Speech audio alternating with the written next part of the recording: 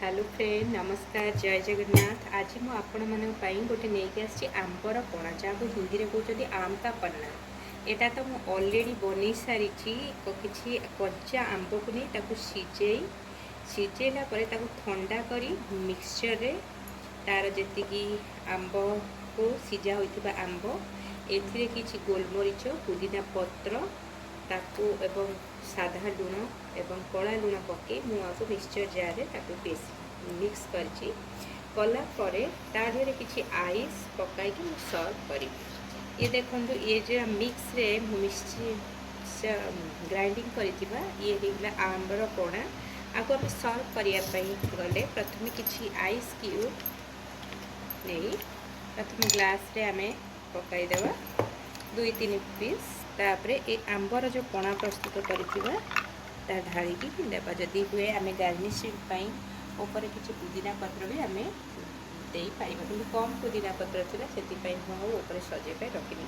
आ ये देखो तो बहुत सुंदर ये टेस्टी आंबर पणा जब आम का पन्ना ये तैयारी हो जाइए। आपको खरा दिन में बर्तमान जब आम पीवा आम देहपाई बहुत भल पेट पाई मेनली कहीं खरा दिन में बर्तमान देखो एथर एत गरम मान पड़ुछि सारा ओडिशा सारा भारत में बहुत एथर टेम्परेचर बढ़ी एवं खरारे आमर देहर जलीय अंश कमी जाए जदि आम ए आंबर पणा पीउछंती एक तो आम आंटीबायोटिक तो आंटी ऑक्सीडेंट भाव में काम करें ता छड़ा आम पेट को ठंडा करें आम जो लूरु आम बंचीपर अंशुघात भी आम बंचीपर आम सुरक्षित रही पार कहीं आंब भी ए बेस खर्च टंकार खर्च हो न था सी भी कच्चा आंब बाड़ी घरे भी होता है ना मार्केट बहुत कम 10-20 टंकार भी आम आंब गोटे केजी भी पाइपर आ बाकी जिनस तो घरे ही थाए यहाँ पीतु यह देहपाई बहुत औषधीय प्रकार ही काम करें।